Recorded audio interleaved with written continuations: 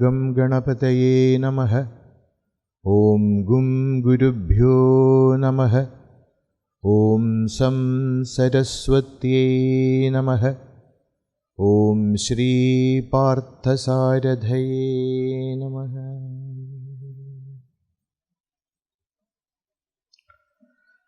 പാർത്ഥൻ തന്നുടെ തേർത്തടേ പരിചെഴും ചമ്മട്ടി കൈക്കൊണ്ടു താൻ ആർത്താമോദമുടൻ കരേറിയരിശത്താൽ നേർത്ത ഭീഷ്മാദിയാം ചീർത്തിയിടുന്നൊരു ധാർത്തരാഷ്ട്രപടയെ പാടേയൊടുക്കിച്ച നീ കാത്തിടേണമെന്നെയുമമ്പിലനദായേഹേശ കൃഷ്ണ ഹരേ. സമസ്തജനകല്യാണേ നിരതം കരുണാമയം നമാമി ചിന്മയം ദേവം സദ്ഗുരും ബ്രഹ്മവിദ്വരം.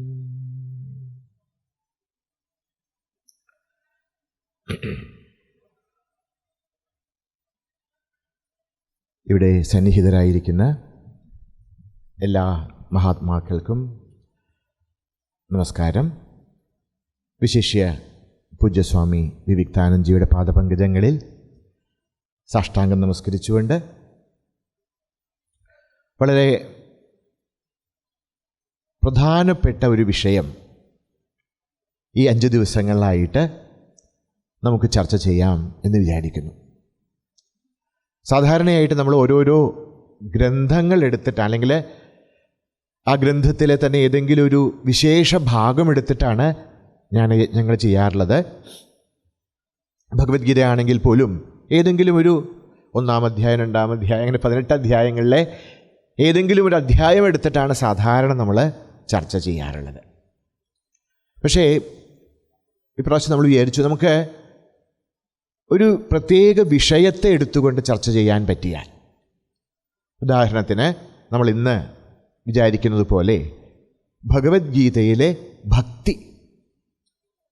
അപ്പോൾ ഭഗവത്ഗീതയിലെ ഭക്തിയോഗം എന്ന് പറഞ്ഞിട്ട് 12-ാമത്തെ ഒരു അധ്യായമുണ്ട് ഭഗവത്ഗീതയിൽ. തീർച്ചയായും ഭക്തിയുടെ വിവിധ തലങ്ങളെ അതിൽ ചർച്ച ചെയ്യുന്നുണ്ട്. പക്ഷേ 12-ാം അധ്യായത്തിൽ മാത്രമല്ല ഗീതയിലെ ഭക്തി. നേരത്തെ പറഞ്ഞതുപോലെ എപ്രകാരമാണോ പാലിൽ അതിൻ്റെ ഓരോ അണുവിലും തൈര് അല്ലെങ്കിൽ നെയ്യ് അടങ്ങിയിരിക്കുന്നത്, വെണ്ണ അടങ്ങിയിരിക്കുന്നത്, അതുമാതിരി ശ്രീമദ് ഭഗവത്ഗീതയുടെ ആദ്യന്തം ഭക്തിയെ നമുക്ക് ദർശിക്കാൻ സാധിക്കും. അപ്പം നമുക്ക് വിശേഷമായിട്ട് ഒരു അധ്യായം മാത്രം പഠിക്കുന്നതിന് പകരം പൊതുവെ ഈ ഗ്രന്ഥത്തിലെ ഭക്തി എന്താണ് എന്ന് മനസ്സിലാക്കാൻ ശ്രമിക്കാം ഈ ഇനിയുള്ള 4 ദിവസങ്ങളെ കൊണ്ടെന്ന് വിചാരിച്ചു. അപ്പം എന്താണ് ഈ ഭക്തി? ഭക്തി ഭഗവത്ഗീതയിൽ നിന്ന് തുടങ്ങിയതാണോ? അല്ല. നമുക്ക് നമ്മുടെ വേദങ്ങൾ അല്ലേ, വേദങ്ങളിൽ മുഴുങ്ങി ഉപനിഷത്തുകളുടെ അന്തസ്സത്തയായി, പുരാണേതിഹാസങ്ങളുടെ പ്രാണവായുവായി, നമ്മുടെ സാഹിത്യത്തിൻ്റെ, നമ്മുടെ സംസ്കൃതിയുടെ, നമ്മുടെ നാടൻ കലകളുടെ, നമ്മുടെ സംഗീതത്തിൻ്റെ, നമ്മുടെ ചിത്രകലയുടെ എല്ലാം ജീവനായി, ഭാരതീയ സംസ്കൃതിയുടെ മാത്രമല്ല ഓരോ മനുഷ്യൻ്റെയും മാനവികതയുടെ സ്ഫൂർത്തിയാണ് ഭക്തി. ഈ കലിയുഗം മുന്നോട്ട് പോയിക്കൊണ്ടിരിക്കുന്ന സമയത്ത് ഓരോ യുഗത്തിനും വിവിധങ്ങളായിരിക്കുന്ന യോഗങ്ങൾ പ്രധാനമായിരിക്കെ നമ്മുടെ ശാസ്ത്രം അനുസരിച്ച് പറയുമ്പോൾ അവർ പറയും, നമ്മൾ സത്യയുഗത്തിൽ വസിക്കുന്ന സമയത്ത് സത്യയുഗത്തിൽ വേറെ ഒന്നുമില്ല, ധ്യാനം ചെയ്താൽ മതി. പിന്നീട് അത് യജ്ഞത്തിലേക്കും പിന്നീട് ശാസ്ത്രപാഠത്തിലേക്കും ഒക്കെ അങ്ങനെ വികസിക്കുന്നു. അപ്പോൾ ഈ കലിയുഗത്തിൽ എന്താണ് ഒരു രക്ഷ? ഉപനിഷത്ത് പറയുന്നു, ഹരേർനാമ ഹരേർനാമ ഹരേർനാമൈവ കേവലം കലൗ നാസ്ത്യേവ അന്യഥാഗതി. കലിയുഗത്തിൽ നമുക്ക് ആശ്രയമായിട്ടുള്ളത് ഭക്തിയാണ്, അഥവാ ഭഗവൻ നാമമാണ്, ഭഗവത് തത്വമാണ് എന്ന് ഉപനിഷത്തുകൾ മുതൽ പറയണം. ഭാഗവതത്തിൽ വളരെ രസകരമായൊരു സംഭവമുണ്ട്. എപ്പോഴാണോ പരീക്ഷത്ത് ഇങ്ങനെ തൻ്റെ നാട്ടിലൊക്കെ നടക്കുമ്പോൾ ഒരു ഭയാനകമായൊരു ദൃശ്യം കാണുകയാണ്. ഒരു കാളയുടെ കാല് ഒരു ഭീകരനായ മനുഷ്യൻ അടിച്ച് ഉടച്ചുകൊണ്ടിരിക്കുന്നു. 3 കാലും ഒടിഞ്ഞു, ഒരു കാല് മാത്രമായിട്ട് നിൽക്കുകയാണ്. ഉടനെ പരീക്ഷത്തിന് വലിയ ദേഷ്യമുണ്ടായി. ഇങ്ങനെ ധർമ്മമാകുന്ന ആ കാളയുടെ കാല് അടിച്ചൊടിച്ച് ഈ ദുഷ്ടനായ മനുഷ്യനെ ശിക്ഷിക്കാൻ മുന്നോട്ട് വരികയാണ് രാജാവ്. അപ്പോൾ പറയണു, അങ്ങനെ വധിക്കരുത്, ഞാൻ കലിയാണ്, അല്ലേ, എൻ്റെ സ്വഭാവം ഇതാണ്, പക്ഷേ എന്നെ അവിടുന്ന് വധിക്കരുത്. എന്തുകൊണ്ട്? ഈ കലിയിൽ അനേകങ്ങളായ ദോഷങ്ങളുണ്ടെങ്കിലും ഇതിലൊരു ഗുണമുണ്ട്. എന്തുകൊണ്ട്? മനുഷ്യർക്ക് പരമാത്മാവിനെ അറിയാൻ, ഈശ്വരനിലേക്ക് അടുക്കാൻ കലിയുഗ പോലെ വേറൊരു യുഗമില്ല. നമ്മൾ ചോദിക്കും, അതെങ്ങനെയാണ് സാധിക്കുക? നോക്കൂ, മറ്റു യുഗങ്ങളിൽ എല്ലാം ധർമാനുസൃതമായി നടക്കുമ്പോൾ, എല്ലാം കമ്പാരിറ്റീവ്ലി ഒക്കെ എല്ലാം നന്നായിരിക്കേ, നമ്മുടെ മനസ്സ് ഈ വിഷയങ്ങളിൽ നിന്നും വിട്ട് ഭഗവാനിലേക്ക് പോവുക എന്നുള്ളതൊക്കെ കുറച്ച് വിഷമമാണ്. പക്ഷെ കലിയുഗത്തിൽ വേറെ ഒന്നും വേണ്ട, രാവിലെ എടുത്ത് പേപ്പർ വായിച്ചാൽ മതി, നമുക്ക് പിന്നെ വൈരാഗ്യമുണ്ടാവാൻ വേറെ പ്രത്യേകിച്ചൊന്നും ചെയ്യണ്ട, അല്ലേ? ഈ കലിക്ക് അങ്ങനെ ഒരു പ്രത്യേകതയുണ്ട്. അനേക ഗുണങ്ങൾ, അനേക ദോഷങ്ങളുള്ളതാണ് കലി. പക്ഷേ ഈ കലിയുഗത്തിൽ ഭഗവത് പ്രേമമാകുന്ന ഒരു ചെറിയൊരു തുള്ളി, കുറച്ച് ഈശ്വരഭക്തി, കുറച്ച് ഭഗവാനോടൊരു ആകർഷണം തോന്നിയാൽ നമ്മുടെ ജീവിതം വളരെ പെട്ടെന്ന് തന്നെ ആത്മീയമായിരിക്കുന്ന ജീവിതത്തിന് വലിയതായിരിക്കുന്ന ഒരു ഉയർച്ച, ഒരു ഉന്നത ഗതി ഉണ്ടാക്കാൻ കലിയുഗം നമ്മളെ സഹായിക്കും. അതുകൊണ്ട് തന്നെ കലിയിലെ യുഗധർമ്മം ഭക്തിയാണ്. ജ്ഞാനവും വൈരാഗ്യവും ഒന്നും വേണ്ട എന്നല്ല, കർമ്മയോഗമോ നേരത്തെ പറഞ്ഞതുപോലെ സത്യത്തിൽ ഇതൊന്നും വേറെ വേറെയല്ല. കർമ്മയോഗവും ഭക്തിയോഗവും ജ്ഞാനയോഗവും രാജയോഗവും ഒക്കെ ഒരേ പദത്തിൻ്റെ പല പല പല കല്ലുകൾ, പടവുകൾ മാത്രമാണ്. പക്ഷേ ഇവയിലെല്ലാം അനുസ്യൂതമായിരിക്കുന്ന ഒരു ധാരയാണ് ഭക്തി. നമുക്ക് ഈ ഗീതയിലെ ഭക്തി എന്നതിലേക്ക് പ്രവേശിക്കുന്ന മുമ്പായിട്ട് എന്താണ് ഭക്തി എന്ന് ചിന്തിച്ചുകൊണ്ട് നമുക്ക് നമ്മുടെ ഈ മനനം ആരംഭിക്കാം. നോക്കൂ, നമ്മൾ സാധാരണയായിട്ട് എപ്പോഴും കേൾക്കാറുണ്ട് ഭക്തി എന്നുള്ള പദം. അപ്പം നമുക്ക് എന്താ തോന്നുന്നത്, അല്ലേ? എന്താ ഈ ഭക്തി എന്ന് വെച്ച് കഴിഞ്ഞാൽ, സ്വാമിജി പറഞ്ഞു, ഭക്തി എന്ന് പറഞ്ഞാൽ സ്നേഹമാണ്. ഭക്തി ഇത്രയും സുലഭമാവാൻ കാരണം ഭക്തിയുടെ ആ ഏറ്റവും ആധാരമായിരിക്കുന്ന രൂപം നമ്മുടെ എല്ലാവരുടെ ഉള്ളിലുമുണ്ട്. അത് സ്നേഹമായിട്ട്, വാത്സല്യമായിട്ട്, ബഹുമാനമായിട്ട് ഒക്കെ നമ്മുടെ ഉള്ളിലുള്ളത് അതിൻ്റെ ഒരു ആധാരമാണ്. ഈ ആധാരമാണ് പതുക്കെ വികസിക്കുന്നത്. ശാസ്ത്രം പറയണു, എന്താ പിന്നെ ഈ ഭക്തിയും എന്താണ് ഈ ലോകത്തിലുള്ള സ്നേഹവും? സ്വാമിജി പറഞ്ഞ എല്ലാവരോടും നമുക്ക് ഭക്തി എന്ന് പറയാൻ പറ്റില്ല, അല്ലേ? ഒരു പട്ടിയോട് ഭക്തിയുണ്ട്, അല്ലെങ്കിൽ ഒരു ശിശുവിനോട് ഭക്തിയുണ്ട് പറയാൻ പറ്റില്ല. അപ്പം എന്താണ് ഈ ഭക്തി എന്നുള്ളത്? എന്താ ഉദ്ദേശിക്കുന്നത്? ശാസ്ത്രം പറയാണ്, അസക്തിർ വിഷയപ്രേമ ദേഹദാരഗൃഹാദിഷു ഈശ്വരേ പരമം പ്രേമ ഭക്തിരിത്യഭിധീയതേ. ഈ ഭക്തി എന്ന് പറയുന്നതും സ്നേഹം എന്ന് പറയുന്നതും സത്യത്തിൽ വിഭിന്നങ്ങളല്ല. എന്തിനോടാണ് നമുക്ക് സ്നേഹമുണ്ടാകുന്നത് എന്നതിനനുസരിച്ച് മാത്രം സ്നേഹത്തിന് 2 ഭാഗങ്ങൾ ഉണ്ടാവണം. ഒന്നെന്താ? ഒന്ന് ആസക്തിയാണ്. ആസക്തി വിഷയപ്രേമ. നമുക്ക് നമ്മുടെ ഈ ലോകത്തുള്ള എന്തിനോടും, അത് പുത്ര ദാര ഗൃഹാദിഷു, നമ്മുടെ മക്കള്, നമ്മളുടെ ഭാര്യയോ ഭർത്താവോ, അല്ലെങ്കിൽ നമ്മളുടെ വീട്, നമ്മളുടെ ധനം ഇത്യാദികളായിരിക്കുന്ന ഈ ലൗകികങ്ങളായ കാര്യങ്ങളിൽ എപ്പോഴാണോ നമ്മുടെ ഹൃദയം ആകർഷിതമാകുന്നത്, അതിന് സ്നേഹം, ലൗകിക സ്നേഹം എന്ന് പറയണം. ഇനി അതേ സ്നേഹം തന്നെ, അത് ആ ലൗകിക സ്നേഹത്തിന് ശാസ്ത്രത്തിലെ വേറൊരു പേരാ പറയുക, അതിന് ആസക്തി എന്നാ പറയുക, അല്ലേ? എന്തുകൊണ്ടാണ് ലൗകിക സ്നേഹത്തിന് ആസക്തി എന്ന് പറയാൻ കാരണം? എന്തുകൊണ്ടെന്നാൽ എത്രത്തോളം നമ്മൾ നമ്മുടെ മനസ്സിനെ ലോകത്തിലേക്ക് വിടുന്നുവോ അത്രത്തോളം നമ്മൾ ആ വസ്തുവുമായി കെട്ടുപാടുണ്ടാവുന്നു. We are bound by. ഈ എന്തിനെയാണോ ലോകത്തിൽ സ്നേഹിക്കുന്നത്, പതുക്കെ പതുക്കെ നമ്മളതിൻ്റെ അടിമയായിട്ട് തീരണം. നമ്മളതിൻ്റെ ഈ ആസക്തിയാകുന്ന ഒരു ബന്ധം, ഒരു പാശം നമ്മളെ ബന്ധിക്കുകയും പതുക്കെ നമ്മളെ ഉള്ളിലേക്ക് നമ്മളെ അസ്വതന്ത്രരാക്കുകയും ചെയ്യുന്നു. എന്ത്? ലൗകികമായിരിക്കുന്ന സ്നേഹം.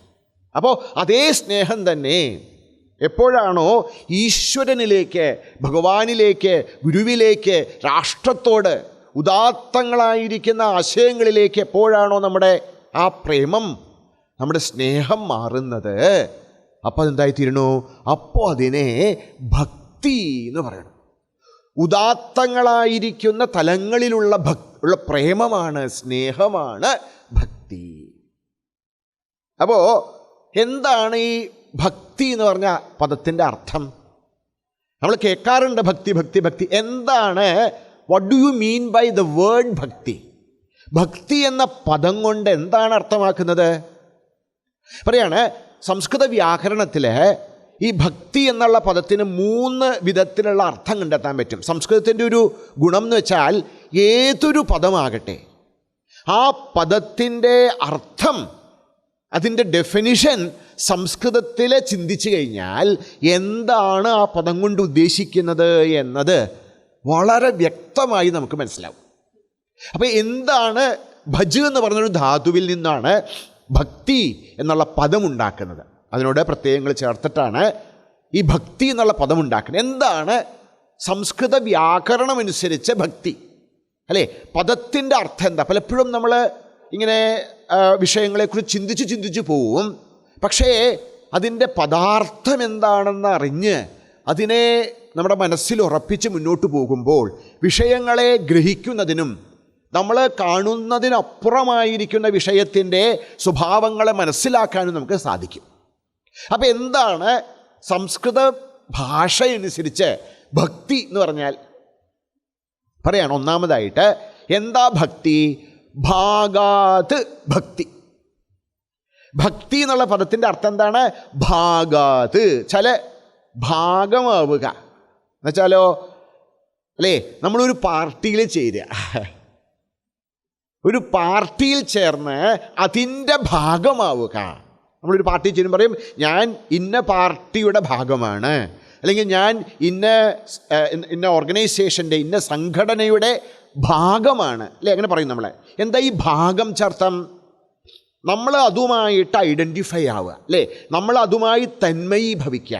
നമുക്ക് തോന്നുക ഐ ബിലോങ് ടു ദാറ്റ്, ഞാൻ അതിൻ്റെ ഭാഗമാണ്, ഞാൻ അതിനോട് ബന്ധപ്പെട്ടതാണ് എന്ന് തോന്നുക. അപ്പോൾ ഭക്തി എന്നുള്ള പദത്തിൻ്റെ ഒന്നാമത്തെ അർത്ഥം ഭാഗാത്, വി ബിലോങ് ടു, ഒരു ബിലോങ്ങിങ്നെസ്, ഐ ബിലോങ് ടു, ആ ഒരു ഭാവം, ഞാനതിൻ്റെ ഭാഗമാണെന്നുള്ള ഒരു അടുപ്പം, ഒരു തോന്നൽ, ഒരു ബന്ധം, അതാണ് ഭക്തി എന്ന പദത്തിൻ്റെ ഒന്നാമത്തെ അർത്ഥം. ഇപ്പം എന്താണ് ഭക്തി? എപ്പോഴാണോ എനിക്ക് തോന്നുന്നത്, അല്ലേ, ഐ ബിലോങ് ടു ഗോഡ്, ഞാൻ ഈശ്വരൻ്റേതാണ്, ഈശ്വരൻ എൻ്റേതാണ്, ഐ ബിലോങ് ടു ഹിം. ഞാൻ ഭഗവാന്റേതാണ്, ഭഗവാൻ എൻ്റേതാണ് എന്ന ഭാവം എൻ്റെ മനസ്സിൽ ഉദിക്കുമ്പോഴാണ് ഭാഗാത് ഐ ബിലോങ്, ദറ്റ് ബിലോങ്ങിങ്നെസ്. സത്യത്തിൽ ഭക്തിയുടെ ഏറ്റവും പ്രധാനപ്പെട്ട ഒരു ഗുണം അല്ലെങ്കിൽ ഒരു ഫീച്ചർ അതെന്താണ്? അത് ഈ ബിലോങ്ങിങ്നെസ് ആണ്. അതുകൊണ്ടാണ് നമുക്ക് നമ്മുടെ സംസ്കൃതിയിൽ ഇത്രത്തോളം വഴികളുണ്ട്. നമുക്ക് തോന്നാം ഭഗവാൻ എൻ്റെ അച്ഛനാണ്, അല്ലേ? അല്ലെങ്കിൽ ഭഗവാൻ എൻ്റെ അമ്മയാണ്, അല്ലെങ്കിലോ ഭഗവാൻ എൻ്റെ കുഞ്ഞാണ്, വാത്സല്യഭക്തി, അല്ലേ? അല്ലെങ്കിൽ നമുക്ക് തോന്നാം ഭഗവാൻ എൻ്റെ കൂട്ടുകാരനാണ്, സുഹൃത് ഭക്തി. അല്ലെങ്കിൽ നമുക്ക് തോന്നാം ഭഗവാൻ എൻ്റെ രാജാവാണ്, എൻ്റെ നാഥനാണ്, അല്ലേ? ദാസഭക്തി. അല്ലെങ്കിലോ ഭഗവാൻ എൻ്റെ പ്രിയതമനാണ്, പ്രേമഭക്തി. അപ്പോൾ നോക്കൂ, ഭക്തിയുടെ ഏറ്റവും പ്രധാനപ്പെട്ട ഒരു സംഗതി ഈ കണക്ഷനാണ്. ഭക്തി എന്തുകൊണ്ടാണ് ഒരു പ്രത്യേകമായിരിക്കുന്ന ഒരു ലഹരിയായിട്ട് ലോകത്തിൽ എല്ലായിടത്തും ഇങ്ങനെ പരക്കാനുള്ള കാരണം? അതിൻ്റെ ഏറ്റവും മാനുഷികമായൊരു ഭാവമാണ്. മറ്റ് യോഗങ്ങളെ നമ്മളെ പതുക്കെ എന്ത് ചെയ്യുന്നു? ഈ മാനുഷികമായ ഭാവങ്ങളിൽ നിന്ന് അകറ്റാൻ ശ്രമിക്കുമ്പോൾ ഭക്തി എന്ത് ചെയ്യണോ? ഈ മാനുഷിക ഭാവങ്ങളെ ഉപയോഗിച്ച് നമ്മൾ ഉദാത്തമായ ഈശ്വരതലത്തിലേക്ക് ഉയർത്തുന്നു.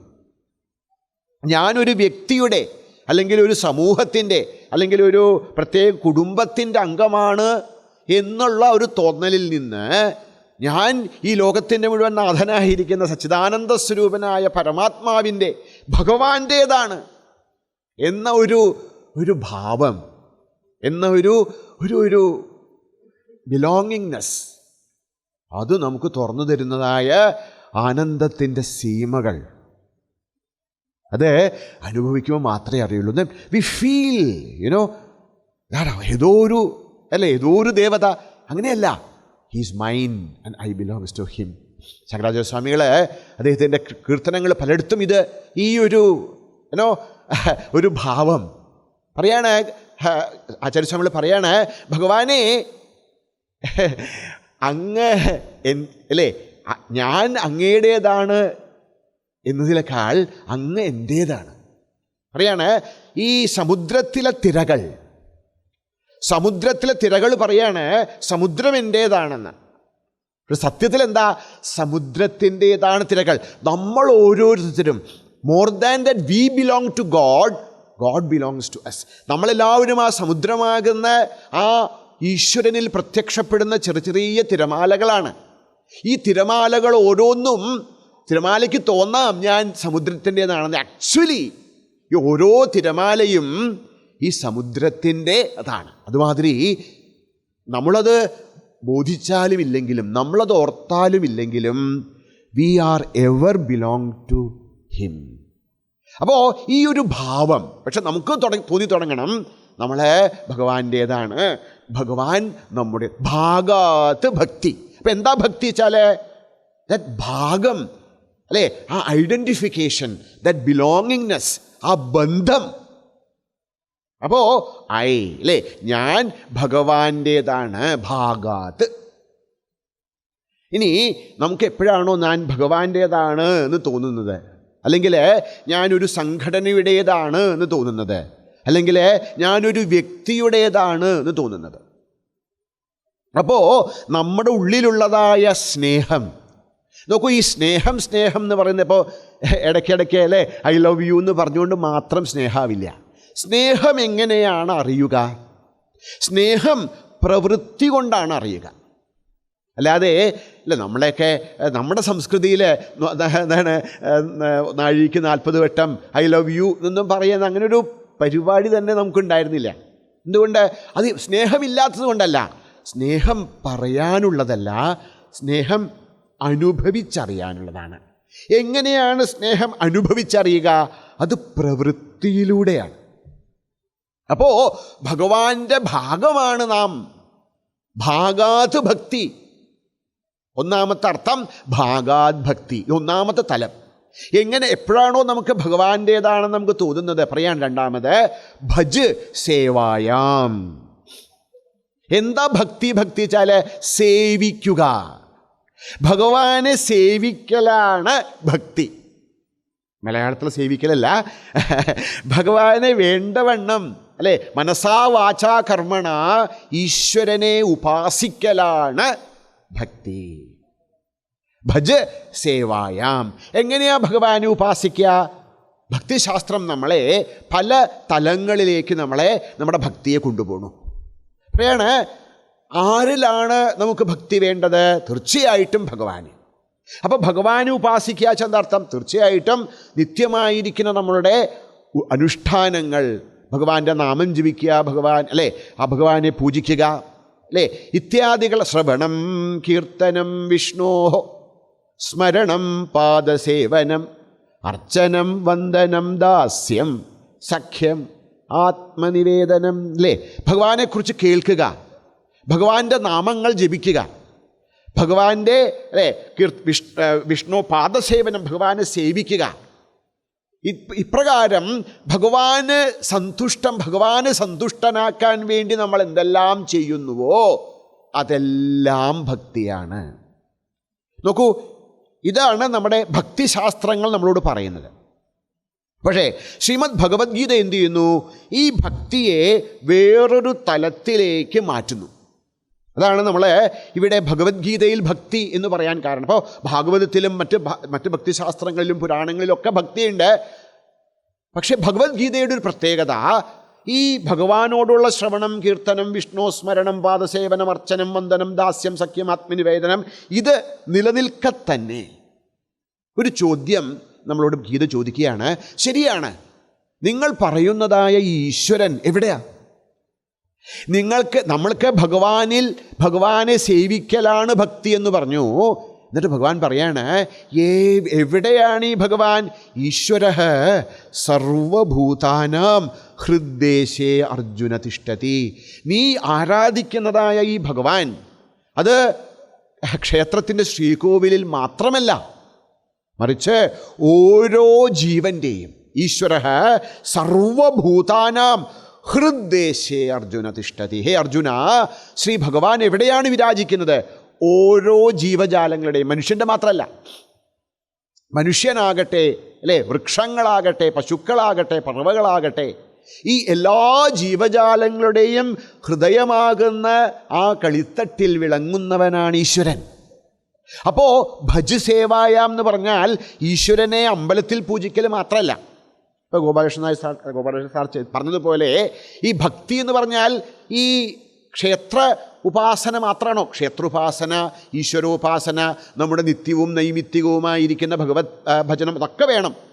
അതോടൊപ്പം തന്നെ എപ്പോഴാണോ നമുക്ക് ഭഗവാനെ എല്ലാ ജീവജാലങ്ങളുടെയും ഹൃദയത്തിലിരിക്കുന്നവനായി അറിഞ്ഞ് ആ ഓരോ ജീവനും ചെയ്യുന്നതായ സേവകൾ എങ്ങനെ?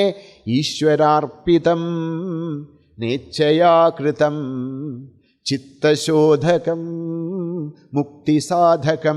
എപ്പോഴാണോ നമ്മളുടെ മനസ്സ് ഓരോരുത്തരിലും ഭഗവാനെ കണ്ടുകൊണ്ട് അവർക്കു വേണ്ട സേവകൾ ചെയ്തു തുടങ്ങുന്നത്, അപ്പോഴാണ് ഭക്തി. അതുതന്നെയാണ് കർമ്മയോഗം. അപ്പോൾ കർമ്മയോഗവും ഭക്തിയോഗവും വിഭിന്നങ്ങളല്ല. അപ്പോൾ എപ്പോഴാണോ ഭഗവത് ദൃഷ്ടിയോടുകൂടി ഞാൻ സേവിക്കുന്ന ഓരോ ജീവനും ഭഗവാൻ തന്നെയാണ് എന്ന ഭാവത്തോടുകൂടി ഞാൻ ഈ ലോകത്തെ സേവിക്കുന്നത്, അതാണ് വിരാടുപാസന. അത് ഭഗവാന്റെ ഏറ്റവും മനോഹരമായിരിക്കുന്നൊരു ഭക്തിയാകുന്നു. അപ്പോൾ ഒന്നാമത് ഭാഗാത് ഭക്തി, രണ്ട് സേവായാം ഭക്തി, സേവിക്കുക, ഭഗവത് സ്മൃതിയോടുകൂടി ഭഗവാനെ കണ്ടുകൊണ്ട് അല്ലേ. ശ്രീരാമകൃഷ്ണൻ പറയും എന്താണ്? ശിവജ്ഞാനേ ജീവേർ സേവ, മാനവസേവ മാധവസേവ. മാധവൻ തന്നെയാണ്. മാനവൻ മാത്രമല്ല, എല്ലാ ജീവജാലങ്ങളും ഭഗവാന്റെ തന്നെ സ്വരൂപങ്ങളാണെന്നറിഞ്ഞ് നമ്മുടെ ഹൃദയം വ്യാപിക്കുകയും വികസിക്കുകയും നമ്മുടെ കർമ്മങ്ങൾ മുഴുവൻ ഈശ്വരാരാധനയുടെ തലത്തിലേക്ക് നമ്മുടെ സേവകളെ ഉയർത്തുകയും ചെയ്യുമ്പോൾ ഈ ഭഗവാനെ സേവിക്കൽ തന്നെയാണ് എൻ്റെ കർമ്മത്തിൻ്റെ ഫലമെന്ന ആ ഒരു ഭാവത്തിലേക്ക് നമ്മൾ ഉയരുമ്പോൾ നമ്മുടെ ഭക്തി വിശ്വജനീനമായി തീരുന്നു. ഒരു വ്യക്തിയിൽ, ഒരു പ്രതിമയിൽ, ഒരു രൂപത്തിൽ തുടങ്ങുന്ന ഭക്തി ഈ ലോകം മുഴുവനും നിറഞ്ഞു നിൽക്കുന്ന വിരാട് ഉപാസനയിലേക്ക് നമ്മളെ കൊണ്ടുപോകുന്നു. നമ്മുടെ കർമ്മം ശുദ്ധമാകുന്നു, മനസ്സേകാഗ്രമാകുന്നു. അപ്പോൾ ഭജ് സേവായാം. ഇനി മൂന്നാമതൊരു തലമുണ്ട് ഭക്തിക്ക്. ഭക്തി എന്ന പദത്തിൻ്റെ ഒരർത്ഥം ഭഞ്ജനാത് ഭക്തി എന്നാണ്. ഭഞ്ജനാത് ഭക്തി എന്ന് വെച്ചാൽ എന്താർത്ഥം? ഭഞ്ജിക്കുന്നത്, നശിപ്പിക്കുന്നത്, ഇല്ലാതാക്കുന്നത് ഭക്തി. എന്തില്ലാതാക്കുന്നത്? നമ്മുടെ അഹങ്കാരത്തെ ഇല്ലാതാക്കുന്നത്. എന്താണ് യഥാർത്ഥമായ ഭക്തി? പറയാണ്, എപ്പോഴാണോ നമുക്ക് നമ്മുടെ ശരീരത്തിലും മനസ്സിലും ബുദ്ധിയിലുമൊക്കെയുള്ള ഞാനെന്ന ഭാവമില്ലാതായി തീരുന്നത്. ആനന്ദചിന്മയ ഹരേ ഗോപികാരമണ, ഞാനെന്ന ഭാവമതു തോന്നായിക വേണമിഹ, തോന്നുന്നതാകിൽ അഖിലം ഞാനിതെന്ന വഴി തോന്നേണമേ വരദ നാരായണായ നമഃ. അല്ലേ, എപ്പോഴാണോ നമുക്ക് ശരീരമനോബുദ്ധികളിൽ ഞാനെന്ന ഭാവം അസ്തമിച്ച് സകലവിധ അജ്ഞാനത്തിൻ്റെ എല്ലാ കുടുക്കുകളും പൊട്ടി, ഭിദ്യതേ ഹൃദയഗ്രന്ഥി ഛിദ്യന്തേ സർവസംശയാഹ, എല്ലാ സംശയങ്ങളും മാറി നമ്മുടെ സംസാര ബന്ധനങ്ങളെല്ലാം ഇല്ലാതായി ആ ആനന്ദത്തിൻ്റെ ഉപരിയായ ഏറ്റവും ഉദാത്തമായ ആ ഏകത്വത്തിൻ്റെ ആ ഈശ്വരതയുടെ അഗാധ തലങ്ങളിൽ മുങ്ങി നമ്മുടെ സകല ബന്ധനങ്ങളും സകല ദുഃഖങ്ങളും സകല വിധങ്ങളായിരിക്കുന്ന ജന്മജന്മാന്തരങ്ങളിലേക്ക് നയിക്കുന്ന കർമ്മങ്ങളും ഒടുങ്ങുമ്പോൾ, അങ്ങനെ നമ്മളെ എല്ലാ ബന്ധങ്ങളിൽ നിന്നും മുക്തമാക്കാൻ കഴിവുള്ളതാണ് ഭക്തി. അതാണ് പറയുന്നത് ഭാഗാത് ഭക്തി. അപ്പോൾ സംസ്കൃതത്തിലെ പദം നോക്കൂ, അത് തന്നെ ചിന്തിച്ചു കഴിഞ്ഞാൽ എന്താണ് ഭക്തിയുടെ ശാസ്ത്രം, തത്വശാസ്ത്രം നമുക്ക് മനസ്സിലാവാം. അവർ 3 കാര്യങ്ങൾ. 1 ഭാഗാത് ഭക്തി, 2 സേവായാം ഭക്തി, 3 ഭഞ്ജനാത് ഭക്തി. അപ്പോൾ ഇതാണ് ഭക്തി എന്നൊക്കെ പറഞ്ഞു. ഓ കൊള്ളാം. പക്ഷേ സ്വാമിജി, ഇപ്പം നമ്മളുടെ ജീവിതത്തിൽ എന്താ ഭക്തി?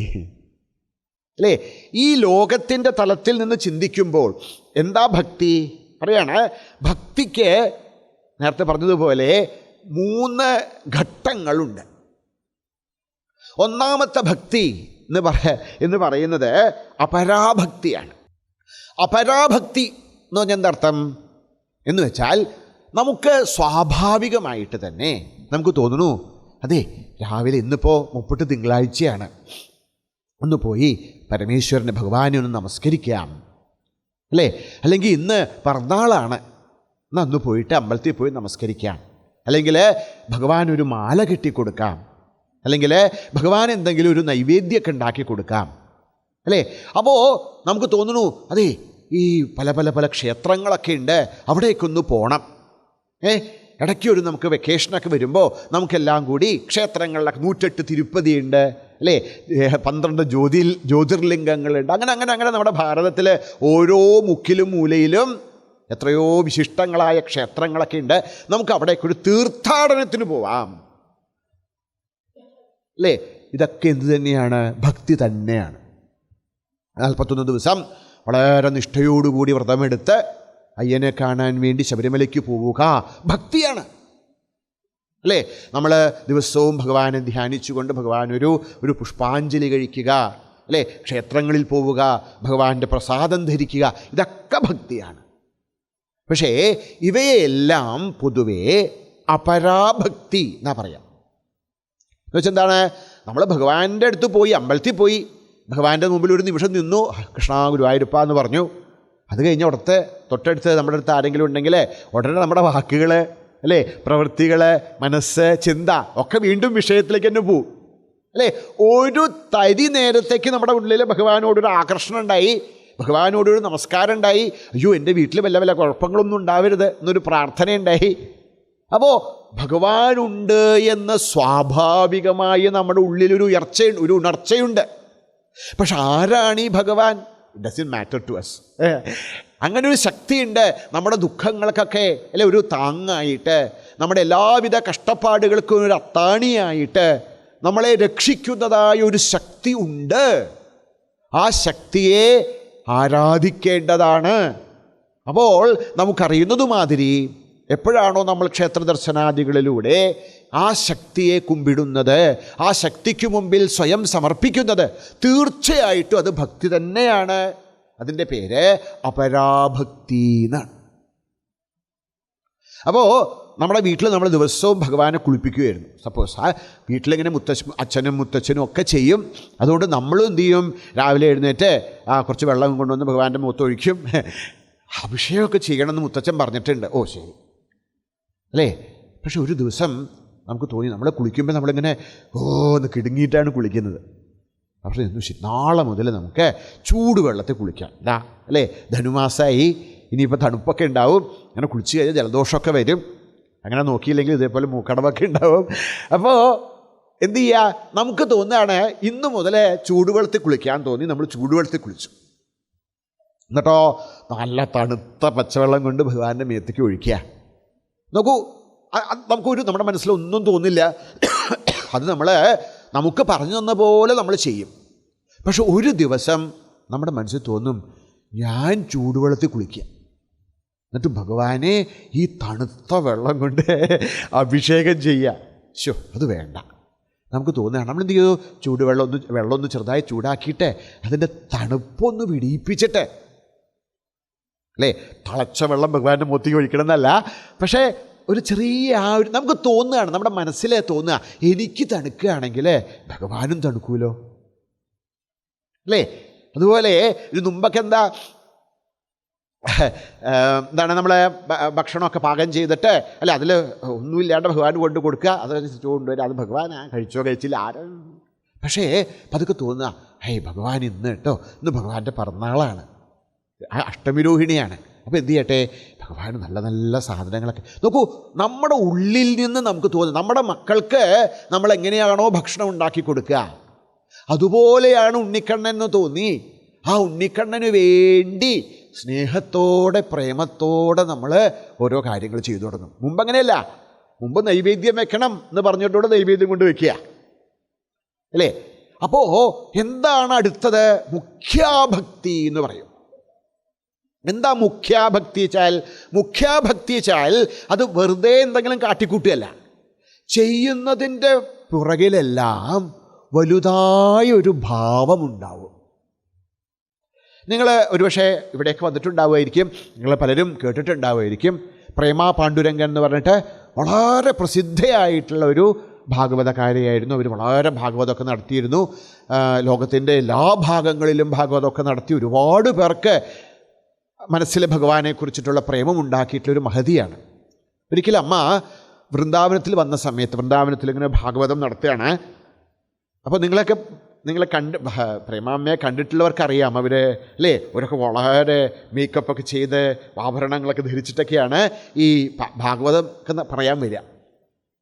അപ്പം ഈ വൃന്ദാവനം എന്ന് വെച്ച് കഴിഞ്ഞാൽ അല്ലേ, സാധുക്കളുടെ കേന്ദ്രമാണ്, പ്രത്യേകിച്ചും വൈഷ്ണവ സാധുക്കളുടെ സ്ഥലമാണ്.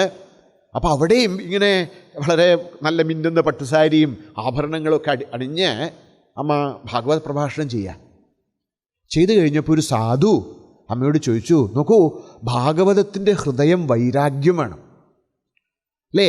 നമ്മുടെ ഹൃദയത്തിൽ ജ്ഞാനഭക്തി വൈരാഗ്യങ്ങളെ വർദ്ധിപ്പിക്കാൻ വേണ്ടിയാണ് ശ്രീമദ് ഭാഗവതം. അങ്ങനെ വൈരാഗ്യപ്രധാനമായിരിക്കുന്ന ഒരു ഗ്രന്ഥം പറയാൻ അമ്മ എന്തുകൊണ്ടാണ് ഇങ്ങനെ, അല്ലേ, വളരെ എല്ലാവിധ ആഭൂഷണങ്ങളോടും കൂടി വരുന്നത്?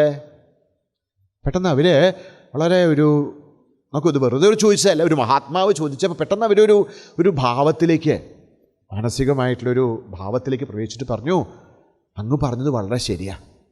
പക്ഷേ ഞാൻ എന്തുകൊണ്ടാണ് ഈ ഭാഗവതം ചെയ്യുമ്പോൾ ഇങ്ങനെയൊക്കെ അലങ്കരിച്ച് ഒരുങ്ങി വരുന്നതെന്ന് വെച്ചാൽ എന്നെ സംബന്ധിച്ച് ഭാഗവതം കൃഷ്ണൻ തന്നെയാണ്.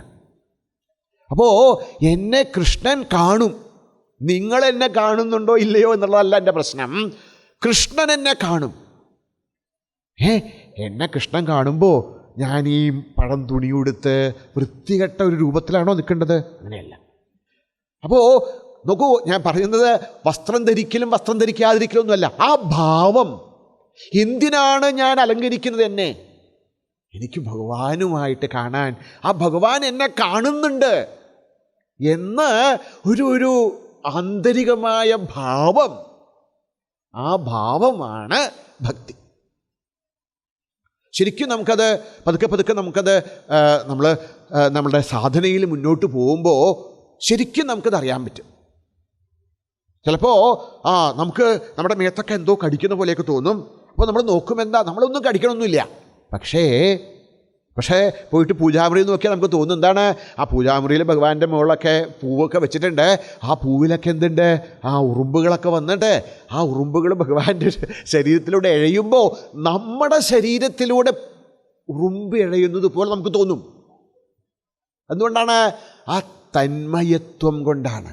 ഭഗവാനുമായിട്ടൊന്നായി തീർന്ന്, ഭഗവാൻ എന്ന് പറയുന്നത് ഏതോ ഒരു വ്യക്തിയല്ല, എൻ്റെ അന്തസ്സത്തയാണ് എന്ന ഒരു അനുഭവത്തിൽ ഭഗവാനോട് തോന്നുന്ന പരമമായിരിക്കുന്ന പ്രേമം, അല്ലേ, ആ ഭഗവാനോടുള്ള, അല്ലേ, ഭഗവാനെ ബന്ധിച്ചുകൊണ്ടിരിക്കുന്ന, ഭഗവാനുമായി ബന്ധപ്പെട്ടുകൊണ്ടിരിക്കുന്ന ഒരു തലം.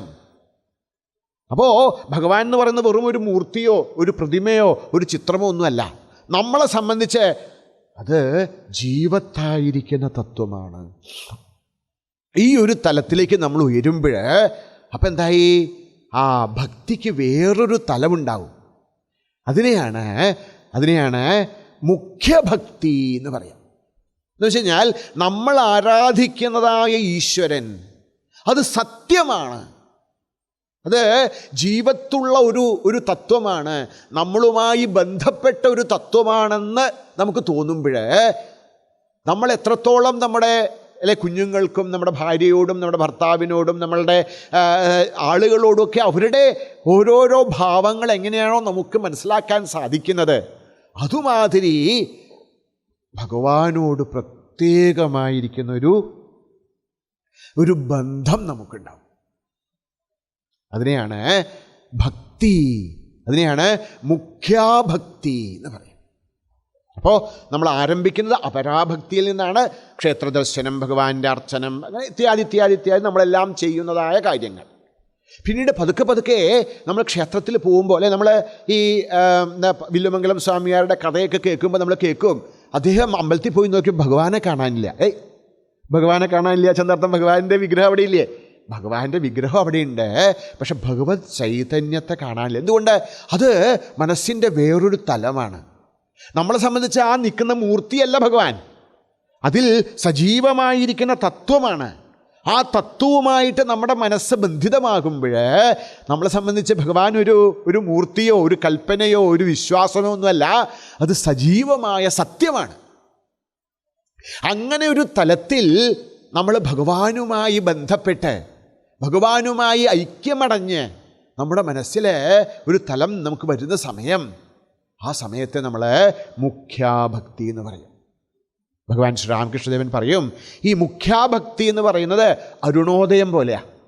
എന്നുവെച്ചാൽ നമ്മൾ രാവിലെ എഴുന്നേറ്റ് വളരെ നേരത്തെ എഴുന്നേറ്റ് നോക്കിക്കഴിഞ്ഞാൽ കിഴക്ക് വെള്ള കീറുക എന്നൊക്കെ പറയും. ഇപ്പോഴത്തെ ആ ഭാവമൊന്നും നമുക്ക്, അല്ലേ, കിഴക്ക് വശത്ത് ഒരു എന്താ പറയുക, ഒരു പ്രകാശം, ഒരു വ്യത്യാസം നമുക്ക് കാണാൻ പറ്റും. അതുമാതിരിയാണ് മുഖ്യാഭക്തി. പിന്നെ എന്താണ്? അടുത്തതാണ് പരാഭക്തി. എന്താ ഈ പരാഭക്തി? പരാഭക്തി എന്ന് പറഞ്ഞാൽ വേറൊന്നുമല്ല. പരാഭക്തി എന്താണ്? പരാഭക്തി എന്ന് പറഞ്ഞാൽ അതെന്താണെന്ന് പറയാൻ പറ്റില്ല. പറയാണ് നാരദൻ തൻ്റെ നാരദ ഭക്തി സൂത്രത്തിൽ പറയാണ്, ഇത് അനിർവചനീയ രൂപ. എന്താണ് ഈ പരാഭക്തി? പറയാൻ പറ്റില്ല. എന്നാ പിന്നെ എന്നാലും പറയൂ. സാത്വസ്മിൻ പരമപ്രേമരൂപ. എന്താണ് സത്യത്തിൽ പരാഭക്തി? ഭക്തിയുടെ ഏറ്റവും ഉദാത്തമായ തലം എന്താണ്? പരമപ്രേമം. നമ്മളെല്ലാം മറന്നുകൊണ്ട് ഭഗവാനെ എപ്പോഴാണോ പ്രേമിക്കുന്നത്, നമ്മുടെ ഹൃദയം ഭഗവാന് വേണ്ടി മാത്രം എപ്പോഴാണോ തുടിക്കുന്നത്, എപ്പോഴാണോ നമ്മുടെ മനസ്സ്, നമ്മുടെ ബുദ്ധി, നമ്മുടെ പ്രവൃത്തി, നമ്മുടെ വാക്ക് ഇത് മുഴുവൻ യാതൊന്നു കാൺമതതു നാരായണ പ്രതിമ, യാതൊന്നു കേൾപ്പതതു നാരായണ ശ്രുതികൾ, യാതൊന്നു ചെയ്വതതു നാരായണാർച്ചനകൾ, യാതൊന്നതൊക്കെ ഹരിനാരായണായ നമ എന്നൊരു ഭാവത്തിലേക്ക് നമ്മൾ പ്രവേശിക്കുന്നത്. അതാണ് പരാഭക്തി. നമ്മൾ ഭാഗവതമൊക്കെ വായിക്കുമ്പോൾ കാണും, യഥാ വ്രജഗോപികാനാം, അല്ലേ? അവർ തലയിൽ ഭഗവാൻ അവരെ വിട്ടുപോയി. അവർ ആ വിരഹഭക്തിയുടെ ഉദാത്ത തലങ്ങളിൽ അതങ്ങനെ അവരുടെ ശരീരമനോബുദ്ധികളെ മറന്ന് കൃഷ്ണനെ മാത്രം പ്രേമിച്ചുകൊണ്ടിരിക്കുന്നൊരവസ്ഥ. ആ അവസ്ഥയിൽ അവർ എന്തു ചെയ്യും? തൈരും വെണ്ണയൊക്കെ തലയിലെടുത്തുകൊണ്ട് വിൽക്കാൻ വേണ്ടി പോകും. എന്നിട്ട് എന്താ വിളിച്ച് പറയണേ? തൈര് വേണോ വെണ്ണ വേണോ എന്നൊന്നല്ല, കൃഷ്ണനെ വേണോ കൃഷ്ണനെ വേണോ എന്നാണ്. അതുകൊണ്ട് അവർക്ക് കൃഷ്ണനല്ലാതെ വേറൊന്നുമില്ല. ഈ ലോകത്ത് കാണപ്പെടുന്നതും കേൾക്കപ്പെടുന്നതും ചെയ്യുന്നതും ഒക്കെ ഭഗവാൻ മാത്രമായി തീരുന്ന ആ ഒരു അനുഭൂതി ബാക്കി എല്ലാ നാമരൂപങ്ങളും ലയിച്ച് എന്തും കാണുന്നതൊക്കെ ഭഗവാനായി തീരുന്ന ഒരു തലം. ഭഗവാൻ ശ്രീരാമകൃഷ്ണദേവന് തൻ്റെ കാളീപൂജ അവസാനിപ്പിക്കേണ്ടി വന്നു. ക്ഷേത്രത്തിൽ അദ്ദേഹം ചെയ്തിരുന്ന പൂജ നിർത്തേണ്ടി വന്നു. എന്തുകൊണ്ട്? അവിടെ ഭക്ഷണം കൊണ്ട് ഭഗവതിക്ക് നേദിക്കാൻ വേണ്ടി ഭക്ഷണം വെച്ചിട്ട് എന്ത് ചെയ്യും? ഇത് ദേവിക്ക് കൊടുക്കും. പിന്നെയോ അപ്പോൾ അതിൽ കൂടെ വല്ല പൂച്ച പോയാൽ ആ പൂച്ചയ്ക്കും കൊടുക്കും. പിന്നെ വല്ല പട്ടി പോയാൽ പട്ടിക്കും കൊടുക്കും. പിന്നെ കുറേ നൈവേദ്യമൊക്കെ ആ ക്ഷേത്രത്തിൻ്റെ വാതിലുകളിലൊക്കെ തേക്കും. എന്തുകൊണ്ട്? അദ്ദേഹത്തിന് ഭഗവതി ഒരു വിഗ്രഹത്തിലിരിക്കുന്ന ഒരു തത്വമല്ല.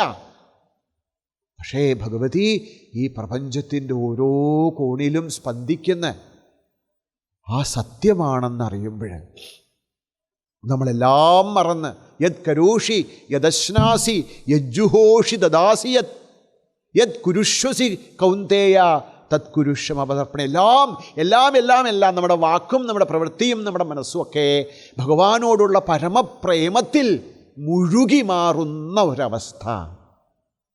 ആ അവസ്ഥയാണ് ഭക്തി എന്ന്, പരാഭക്തി എന്ന് ശാസ്ത്രം പറയുന്നത്.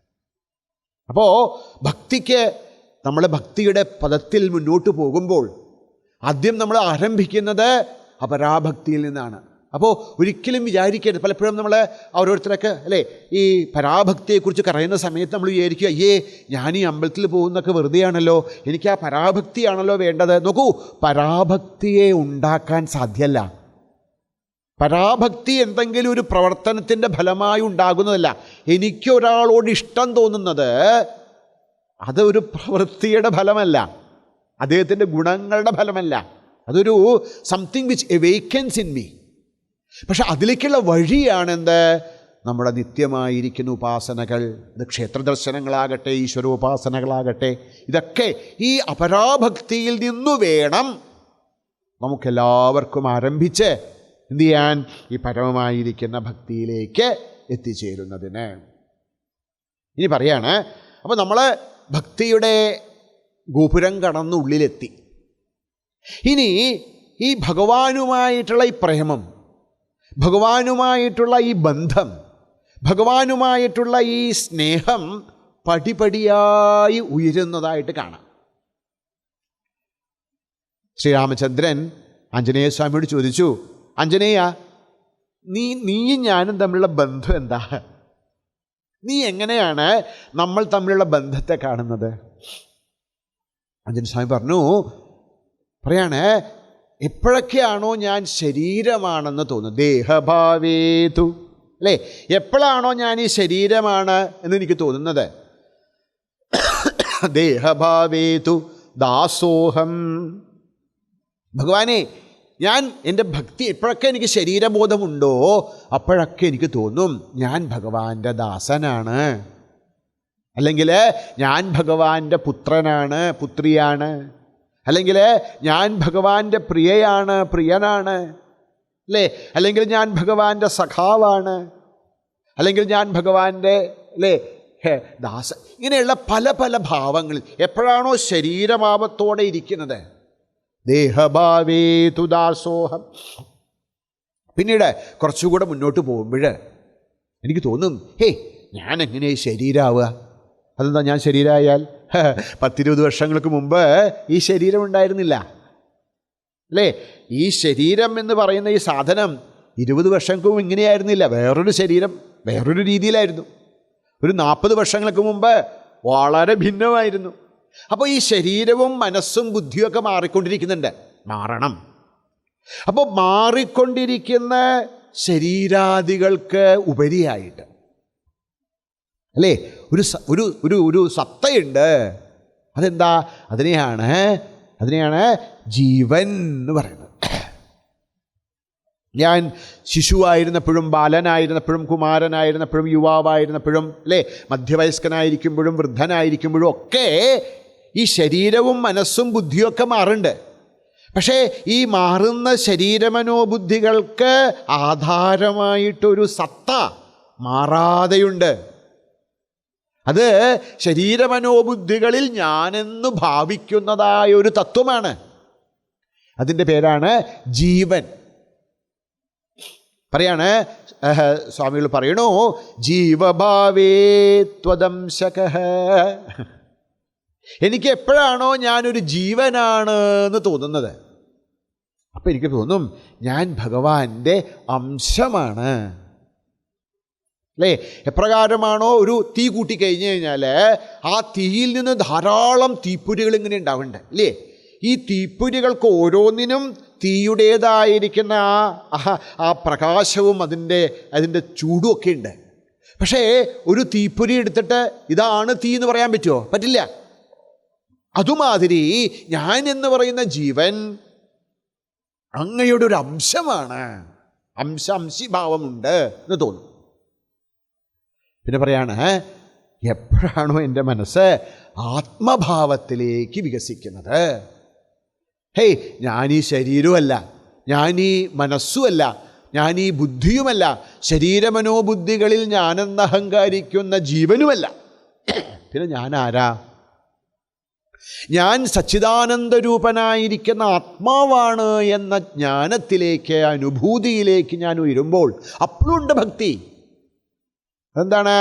ആത്മഭാവേ ത്വമേവാഹം. ആത്മഭാവത്തിൽ അവിടുന്നു തന്നെയാണ് ഞാൻ. ഇതാണ് എൻ്റെ ഭാവങ്ങൾ. ഇതാണ് നമ്മുടെ ഭാരതത്തിലെ 3 പ്രധാനമായിരിക്കുന്ന വേദാന്തത്തിൻ്റെ പിരിവുകൾ. ഒന്നെന്താണ്? ദ്വൈതം എന്ന് പറയും. ഞാനും നീയുമുണ്ട്, ഞാനുമുണ്ട് നീയുമുണ്ട് എന്ന് തോന്നുന്ന സമയത്ത് എന്ത് ചെയ്യണം? നമ്മൾ ഭഗവാന്റെ ദാസനായിട്ടിരിക്കണം. കുറച്ചു കാലം കഴിയുമ്പോൾ നമുക്ക് മനസ്സിലാവും ഈ ശരീരാദികളൊന്നുമല്ല, ഇതിനൊക്കെ അപ്പുറത്ത് ജീവനാണ് ഞാൻ എന്ന് തോന്നുമ്പോൾ ആണ് വിശിഷ്ടാദ്വൈതം. വിശിഷ്ടവുമാണ്, അദ്വൈതവുമാണ്, അല്ലേ? അതെ, ഞാൻ ഭഗവാന്റെ ഒരു അംശമാണ് എന്ന് തോന്നുമ്പോൾ, അല്ലേ? അപ്പോൾ അതാണ് വിശിഷ്ടാദ്വൈതം. ഇനി അദ്വൈതത്തിലോ ത്വമേവാഹം അഹം ബ്രഹ്മാസ്മി, ഞാൻ ആ സച്ചിദാനന്ദരൂപനായിരിക്കുന്ന പരമാത്മാവ് തന്നെയാകുന്നു എന്ന തലത്തിലെത്തുമ്പോൾ അതിനെയാണ് അദ്വൈതം എന്ന് പറയാം. അങ്ങനെയെങ്കിൽ നോക്കൂ, ഇവിടെ ജ്ഞാനത്തിനും ഭക്തിക്കും നമ്മൾ എന്താ വ്യത്യാസം, അല്ലേ? ജ്ഞാനവും അവസാനം നമ്മൾ എത്തിക്കുന്ന എവിടേക്കാണ്? അഹം ബ്രഹ്മ അസ്മി, ഞാൻ ആ സച്ചിദാനന്ദരൂപനായ ബ്രഹ്മമാകുന്നു. അഹം ബ്രഹ്മ അസ്മി എന്ന് പറഞ്ഞാൽ ജ്ഞാനം, ബ്രഹ്മ അഹമസ്മി എന്ന് പറഞ്ഞാൽ ഭക്തി. ഇത്ര വ്യത്യാസമുള്ളൂ. അതായത് ഭക്തിയിൽ എന്താ തോന്നുന്നത്? ഭഗവാനെ അവിടുന്നാണ് ഞാൻ, ഞാനില്ല, അവിടുന്നേ ഉള്ളൂ എന്നതാണ് ഏകത്വം. അതാണ് ഭക്തിയുടെ ഏകത്വം. ജ്ഞാനത്തിൻ്റെ ഏകത്വം എന്താണ്? ഞാനേ ഉള്ളൂ. എല്ലാമായിരിക്കുന്നത് ഞാനാണ് എന്നത് ജ്ഞാനത്തിൻ്റെ പദത്തിലൂടെ വരുമ്പോൾ അനുഭവം. ഭക്തിയുടെ പദത്തിലൂടെ വരുമ്പോൾ എല്ലാം ഭഗവാനാണ്, വേറൊന്നുമില്ല. നോക്കൂ, രണ്ടിടത്തും ഉള്ളത് ഒരേ അനുഭവമാണ്. എന്തനുഭവം? ഏകത്വത്തിൻ്റെ അനുഭവം, അദ്വൈതത്തിൻ്റെ അനുഭവം. പക്ഷേ രണ്ടിടത്തേക്കും എത്തുന്നതായ പദത്തിന് ചെറിയ ചെറിയ വ്യത്യാസങ്ങളുണ്ട് എന്ന് മാത്രം. അപ്പോൾ നേരത്തെ പറഞ്ഞതുപോലെ കർമ്മയോഗമാകട്ടെ ജ്ഞാനയോഗമാകട്ടെ അതൊന്നും സത്യത്തിൽ ഭക്തിയോഗത്തിൽ നിന്ന് വിഭിന്നങ്ങളായ വളരെ വ്യത്യസ്തങ്ങളായ മാർഗങ്ങൾ അല്ല. അപ്പോൾ ഭക്തിക്ക് ദ്വൈതത്തിൻ്റെയും വിശിഷ്ടാദ്വൈതത്തിൻ്റെയും അദ്വൈതത്തിൻ്റെയുമായ തലങ്ങളുണ്ട്. ഈ തലങ്ങൾ മനസ്സിലാക്കുമ്പോഴാണ് നമുക്ക് ഭക്തിശാസ്ത്രത്തിൻ്റെ അഗാധത, ഭക്തിശാസ്ത്രത്തിൻ്റെ വിശാലത നമുക്കൊക്കെ മനസ്സിലാവുക. നോക്കൂ, വീണ്ടും വീണ്ടും വീണ്ടും എല്ലാ ശാസ്ത്രങ്ങളും പറയണു ഈ കലിയുഗത്തിലെ ഏറ്റവും അനുഗുണമായത് ഭക്തിയാണ്. കലിയുഗത്തിലല്ല, ഏത് യുഗത്തിലും ഏറ്റവും അനുഗുണമായത് ഭക്തിയാണ് എന്ന് പറയണു. എന്താ കാരണം? എന്തുകൊണ്ടാണ് ഭക്തിയാണ് അല്ലേ ഈ കലിയിലല്ല മനുഷ്യർക്കെല്ലാവർക്കും ഏറ്റവും എളുപ്പമായ വഴി ഭക്തിയാണ് എന്ന് പറയാൻ കാരണം എന്താ അറിയാണ്? ഏറ്റവും പ്രധാനപ്പെട്ട കാരണം നേരത്തെ പറഞ്ഞ കാര്യമാണ്, ഭക്തി വളരെ സ്വാഭാവികമാണ്. ഭക്തി വളരെ നാച്ചുറലാണ്. എന്തുകൊണ്ട്? ഈ ഭക്തി എന്ന് പറയുന്നതിൻ്റെ റോ മെറ്റീരിയൽ, അതിൻ്റെ അസംസ്കൃത വസ്തു നമ്മിലെല്ലാവരിലും ഉണ്ട്. എന്താണ് ഭക്തിയുടെ അസംസ്കൃത വസ്തു? സ്നേഹമാണ്. അല്ലേ? ഈ ലോകത്ത് ആരെയെങ്കിലും സ്നേഹിക്കാത്തതായിട്ട് ആരുമില്ല അല്ലേ? ചിലർക്ക് ആളുകളോടായിരിക്കും ഇഷ്ടം, ചിലർക്ക് ചില ആദർശങ്ങളോടായിരിക്കും ഇഷ്ടം, ചിലർക്ക് ധനത്തോടും മാനത്തോടും പദവിയോടൊക്കെ ആയിരിക്കും ഇഷ്ടം. എന്തായാലും ആരെങ്കിലുമൊക്കെ എന്തെങ്കിലുമൊക്കെ നമ്മൾ സ്നേഹിക്കുന്നുണ്ട്. The love is very natural to us. ഈ പ്രേമം, സ്നേഹം എന്നത് നമുക്ക് വളരെ സ്വാഭാവികമായതുകൊണ്ട് ഭക്തി വളരെ നാച്ചുറലാണ്. നമുക്ക് ഈ ഭക്തി, അതായത് നമുക്കൊരു പുതിയൊരു പദാർത്ഥം ഉണ്ടാക്കേണ്ടതില്ല. We don't have to create something new. നമ്മളിൽ ഉള്ളതായിരിക്കുന്ന ഈ പ്രേമത്തെ, ഈ ഈശ്വരൻ, ഈ ലോകത്തോടുള്ള നമ്മുടെ ഒരു ബന്ധത്തെ, ആ ബന്ധത്തെ പതുക്കെ വികസിപ്പിച്ചാൽ മാത്രം മതി. ഇതുകൊണ്ടാണ് ഭക്തി എല്ലാവർക്കുമുള്ള വഴിയാണ് എന്ന് പറയുന്നത്. ഓർ ഭക്തിയാണ് രാജപാത അല്ലേ? രാജപാത, ദ മെയിൻ സ്ട്രീറ്റ്, പരമാത്മാവിലേക്ക്, ഈശ്വരനിലേക്കുള്ള പ്രധാനമായിരിക്കുന്ന വഴി, അത് ഭക്തിയാണെന്ന് പറയാൻ കാരണം എന്താ? ദാറ്റ് ഈസ് വെരി നാച്ചുറൽ, എല്ലാവർക്കും പറ്റും. അതുകൊണ്ട് ഭഗവാൻ പറയും, നോക്കൂ, 3 തരത്തിലുള്ള സ്നേഹം നമുക്ക് കൂട്ടിച്ചേർത്താൽ ഭക്തിയായി. അതെന്താ? അത് ഒരു പതിവ്രതയായ ഒരു സ്ത്രീക്ക് തൻ്റെ ഭർത്താവിനോടുള്ള സ്നേഹം, പിന്നെ ഒരമ്മയ്ക്ക് തൻ്റെ കുഞ്ഞിനോടുള്ള വാത്സല്യം, ഒരു പിശുക്കനായ ധനികന് തൻ്റെ ധനത്തോടുള്ള ആസക്തി. നോക്കൂ, ഇതൊക്കെ ഒരു വിധത്തിലുള്ള സ്നേഹമാണ്. എപ്പോഴാണോ ഈ 3 തരത്തിലുള്ളതായ ഈ ബന്ധങ്ങൾ ഒരുമിക്കുന്നത്, ആരോട്? ഭഗവാനോട് ഭക്തിയായി. അപ്പോൾ ഭക്തി നമുക്ക് പുറത്തുനിന്ന് ഒരു സാധനം എടുത്തുണ്ടാക്കേണ്ടതല്ല. It's already there, we have to develop it. ഇനി രണ്ടാമത്തെ എന്താണ്? ഒരു വിധത്തിൽ പറഞ്ഞാൽ ഭക്തിക്ക് ഒരു ഗുണമുണ്ട്. എന്താ? നമുക്ക് വലിയ ഗുണങ്ങളൊന്നും ഇല്ലെങ്കിലും, നോക്കൂ, വേദാന്തം, ജ്ഞാനമാർഗത്തിൽ പല ഗ്രന്ഥങ്ങളുണ്ട്. അതിൽ ഏറ്റവും പ്രധാനപ്പെട്ട ഒരു ഗ്രന്ഥമാണ് ബ്രഹ്മസൂത്രം. ഈ ബ്രഹ്മസൂത്രത്തിൻ്റെ ആദ്യത്തെ സൂത്രം അഥ ബ്രഹ്മജിജ്ഞാസ എന്നാണ്. അപ്പം അതിൽ ഒന്നാമത്തെ പദം അഥ എന്നാണ്. എന്താണ് ഈ അഥ എന്നുള്ള പദത്തിൻ്റെ അർത്ഥം എന്ന് ശങ്കരാചാര്യസ്വാമികൾ തൻ്റെ ഭാഷ്യത്തിൽ വിശദീകരിക്കുക പറയാണ്. അഥ എന്ന് പറഞ്ഞാൽ എന്താ അർത്ഥം?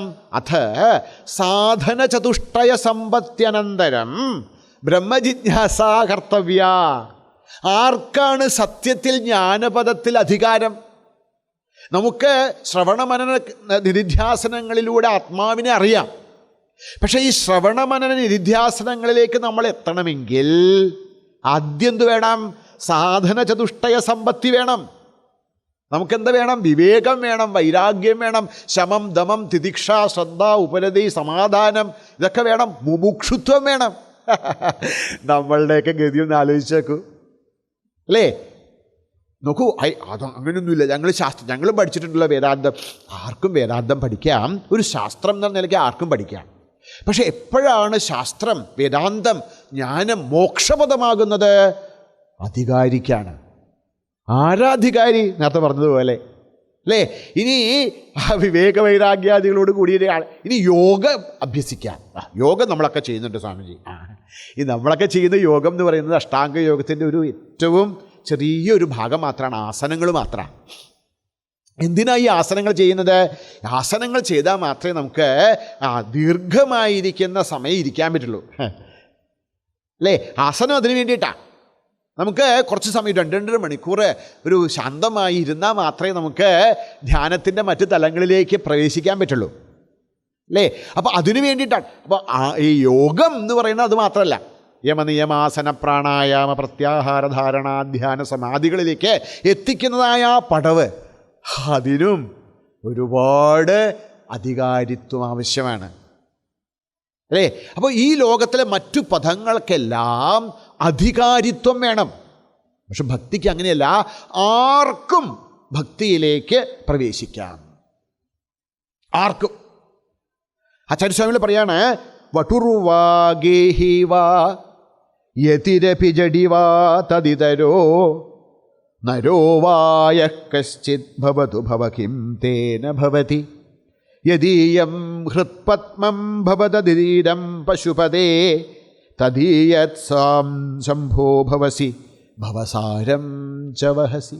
ആചാര്യസ്വാമികൾ പറയാണ്, ഭഗവാനെ, ഈ ലോകത്ത് ഒരു ഒരു ബ്രഹ്മചാരിയാകട്ടെ, ഒരു ഗൃഹസ്ഥനാകട്ടെ, ഒരു സന്യാസിയാകട്ടെ, ഇനി ഇതിലൊന്നും പെടാത്ത ഒരാളാകട്ടെ, പുരുഷനാകട്ടെ, സ്ത്രീയാകട്ടെ അല്ലേ, ആരും ആകട്ടെ അല്ലേ, ഹേ ഭഗവാൻ, ആർക്കാണോ അവരുടെ ഹൃത്പത്മത്തെ അവിടുത്തെ പാദപങ്കജങ്ങളിൽ അർപ്പിക്കാൻ സാധിക്കുന്നത്, ആരും ആവട്ടെ, അവരെല്ലാവരും ഭക്തിക്ക് അർഹരാണ്.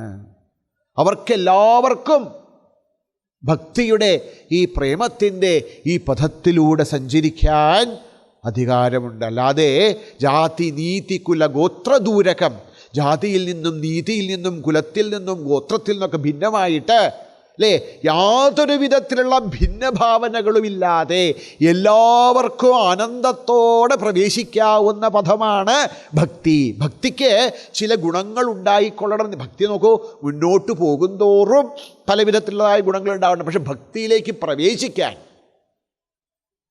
പറയാണ്, എന്താ ഭക്തിയും ജ്ഞാനം തമ്മിലുള്ള വ്യത്യാസം?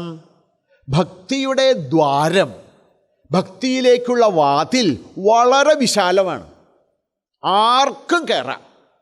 പക്ഷേ ഇത് മുന്നോട്ട് പോകും തോറും ഭക്തിയുടെ പദം പതുക്കെ പതുക്കെ ചുരുങ്ങി വരും. ജ്ഞാനത്തിൻ്റെ അങ്ങനെയല്ല, ജ്ഞാനത്തിൻ്റെ പദം വളരെ ചെറുതാണ്. അങ്ങനെ എല്ലാവർക്കും ഒന്നും അതിൽ കടക്കാൻ പറ്റില്ല.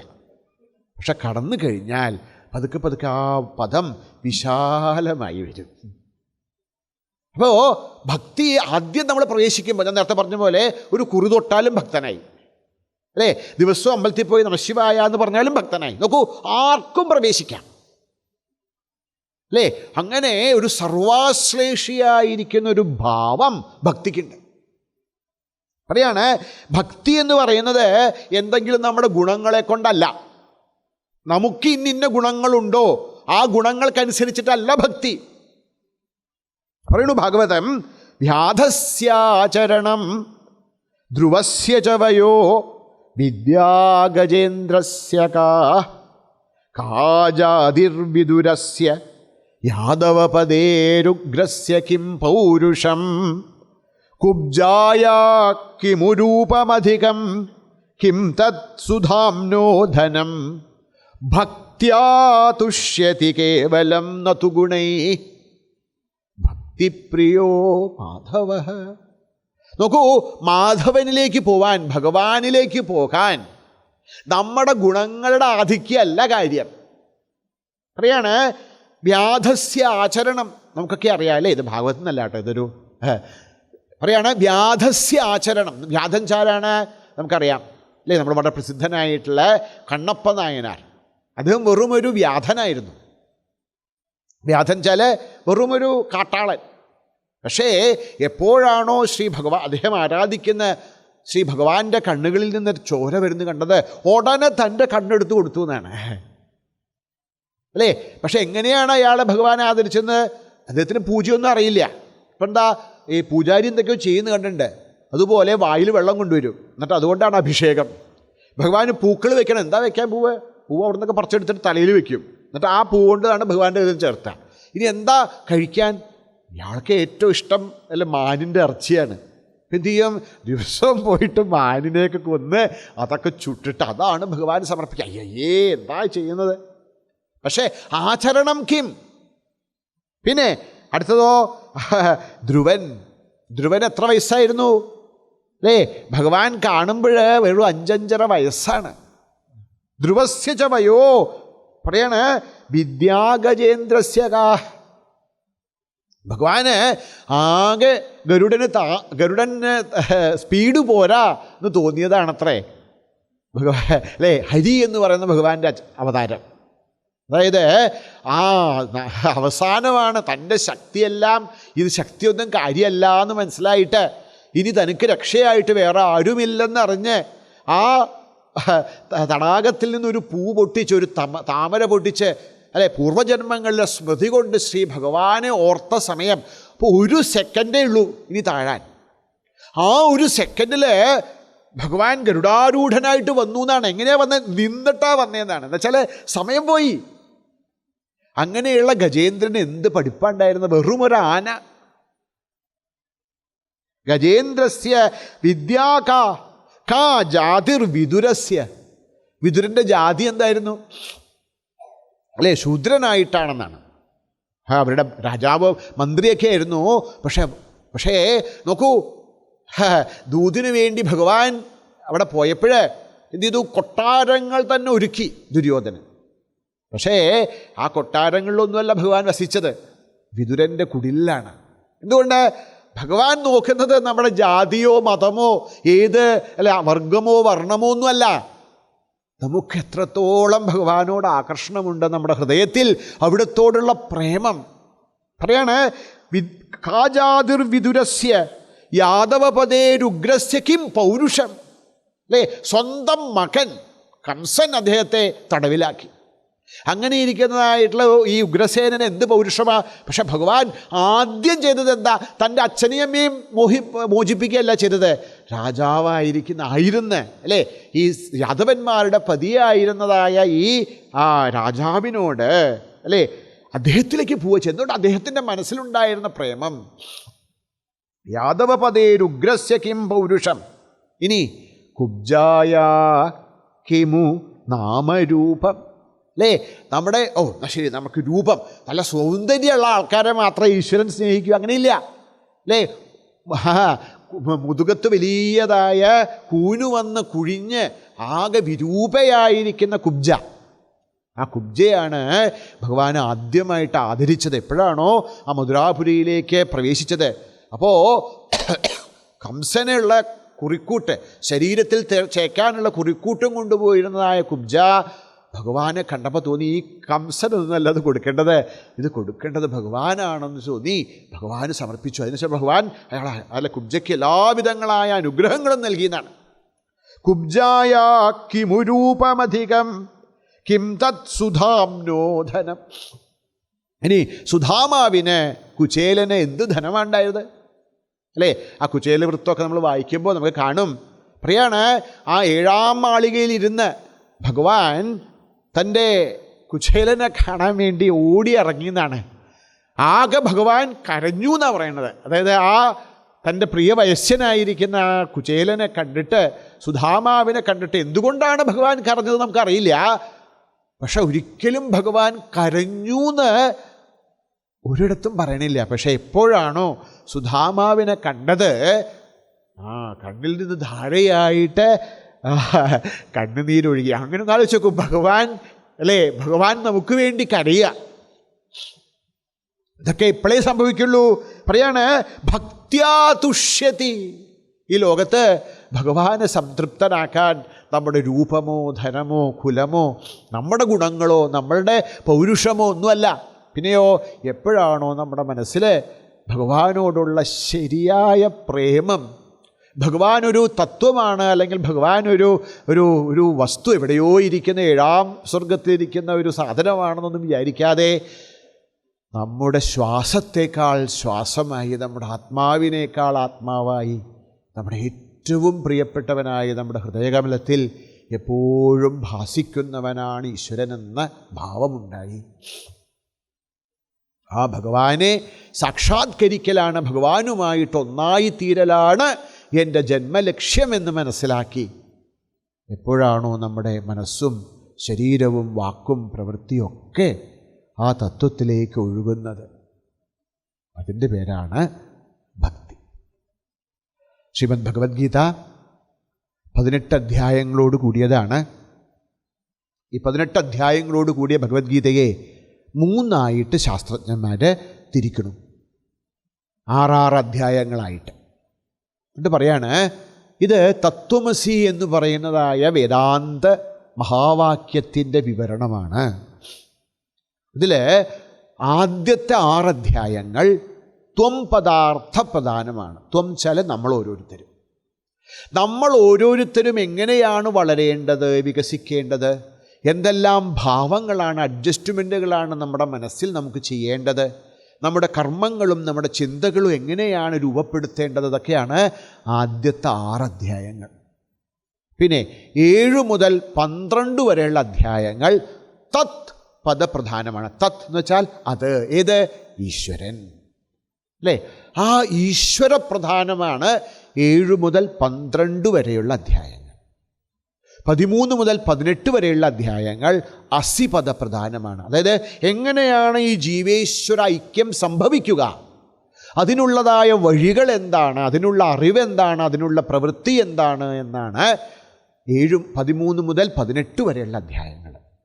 അപ്പോൾ ശ്രീമദ് ഭഗവത്ഗീതയിലെ ഈ 18 അധ്യായങ്ങളിലും ഭക്തി എന്ന് പറയുന്നതായ ഒരു ചരട് ഒഴിഞ്ഞു കിടക്കുന്നുണ്ട്, വിശേഷിച്ചും 7 മുതൽ 12 വരെയുള്ള അധ്യായങ്ങളിൽ. അപ്പോൾ അതിൻ്റെ അർത്ഥം മറ്റധ്യായങ്ങളില്ലെന്നല്ല, പക്ഷേ വളരെ വ്യക്തമായിട്ട് നമുക്ക് കാണാൻ പറ്റും. നമ്മൾ സാധാരണയായിട്ട് ഭഗവത്ഗീത ജ്ഞാനയജ്ഞം എടുക്കുമ്പോൾ ഒരധ്യായം എടുത്തിട്ടാണ് നമ്മൾ വ്യാഖ്യാനിക്കുക. പലപ്പോഴും നമ്മൾ ഒരു അധ്യായം എടുത്ത് വ്യാഖ്യാനിക്കുമ്പോൾ മറ്റെടുത്ത് പറഞ്ഞ കാര്യങ്ങളൊന്നും നമുക്ക് ഒരുമിപ്പിക്കാൻ പറ്റാറില്ല.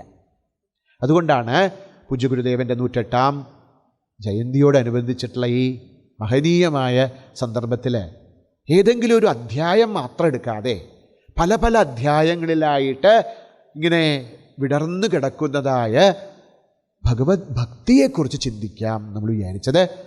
എന്തായാലും ഇന്ന് നമുക്കതിലേക്കൊരു ആമുഖമായി ഇനി വരുന്ന ദിവസങ്ങളിൽ നമുക്ക് ശ്രദ്ധയോടുകൂടി ഈ ഭക്തിയെക്കുറിച്ചിട്ടുള്ള വിവിധ ഭാവങ്ങളെ നമുക്ക് ഭഗവത്ഗീതയിലൂടെ തന്നെ പഠിച്ച് മനസ്സിലാക്കാൻ ശ്രമിക്കാം.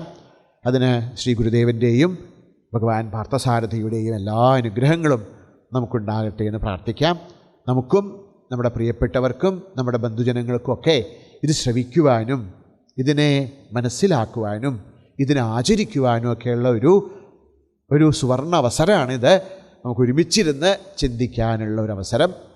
എന്തായാലും ഇതിവിടെ ആയോജനം ചെയ്ത് ഈ സംഘടനയ്ക്കും എറണാകുളം ശാഖയ്ക്കും പിന്നെ അതിനോട് സംബന്ധിച്ച എല്ലാവർക്കും വളരെ നമസ്കാരം. ഇനി വരുന്ന ദിവസങ്ങളിൽ നമുക്ക് ശാസ്ത്രത്തിലൂടെ തന്നെ ഭഗവത്ഗീതയുടെ തത്വത്തെ അറിയാൻ ശ്രമിക്കാം. അതിന് നമുക്കറിയുന്നവരെ കൂടെ കൊണ്ടുവന്ന് സ്വാമിജി പറഞ്ഞതുപോലെ അല്ലേ, ഈ ശാസ്ത്രം എല്ലാവരിലേക്കും എത്തേണ്ടത് അത്യാവശ്യമാണ്. അതൊരു ഓപ്ഷനല്ല, അതൊരു മസ്റ്റാണ്. അതുകൊണ്ട് ഈ ശാസ്ത്രത്തിൻ്റെ ഈ തത്വങ്ങൾ എല്ലാവരിലേക്കും എത്തിക്കാൻ നമുക്കും ഒരു ഉപകരണമായി തീരാം. നമുക്ക് മറ്റുള്ളവരെ കൂടെ കൊണ്ടുവന്ന് നമുക്കും ശ്രദ്ധയോടെ ശ്രവിച്ച് ഭക്തിയുടെ തത്വത്തെ അറിഞ്ഞ് അത് ജീവിതത്തിൽ അനുഭവവേദ്യമാക്കാൻ നമുക്കൊക്കെ ശ്രമിക്കാം. അതിന് ശ്രീ ഭഗവാൻ ഗുരുവായൂരപ്പൻ നമ്മളെയൊക്കെ അനുഗ്രഹിക്കട്ടെ. ഓം പൂർണ്ണമദഃ പൂർണ്ണമിദം പൂർണ്ണാത് പൂർണ്ണമുദച്യത്തെ പൂർണ്ണസ്യ പൂർണ്ണമാദായ പൂർണ്ണമേവാവശിഷ്യത്തെ. ഓം ശാന്തി ശാന്തി ശാന്തി. ഹരി ഓം ശ്രീ ഗുരുഭ്യോ നമഃ. ഹരി ഓം. ഇപ്പം നാളെ മുതൽ നമുക്ക് 6 മുതൽ 7:30 വരെ 1.5 മണിക്കൂർ നമുക്ക് ഈ ശാസ്ത്രം ശ്രവിക്കാം. പിന്നീട് ഒരു അരമണിക്കൂർ നമുക്ക് നോക്കൂ, ഇപ്പോൾ പഠിക്കുന്ന ഗീതയിൽ മാത്രമല്ല നമ്മുടെ ധർമ്മത്തെക്കുറിച്ചിട്ട് അല്ലേ, നമ്മളുടെ ചിന്തകളെക്കുറിച്ചിട്ട്, നമ്മുടെ ആചാരവിചാരങ്ങളെക്കുറിച്ചിട്ടൊക്കെ എന്തെങ്കിലും സംശയങ്ങൾ നിങ്ങൾക്കുണ്ടെങ്കിൽ അതൊരു ചെറിയ പേപ്പറിൽ എഴുതി ഇവിടെ സമർപ്പിക്കുകയാണെങ്കിൽ അരമണിക്കൂർ നമുക്ക് ഈ സംശയ നിവാരണത്തിന് വേണ്ടി കൂടെ ഉപയോഗിക്കാം. അപ്പോൾ പഠിക്കുകയും മനനം ചെയ്യുകയും അല്ലേ, ശ്രവണം മനനം രണ്ടും കൂടെ നടക്കുമ്പോൾ മാത്രമേ നമുക്ക് ഈ ശാസ്ത്രത്തിലെ ഒരു അവഗാഹം ഉണ്ടാവുള്ളൂ. അതുകൂടെ ചെയ്യാൻ നമുക്ക് എല്ലാവർക്കും നമസ്കാരം.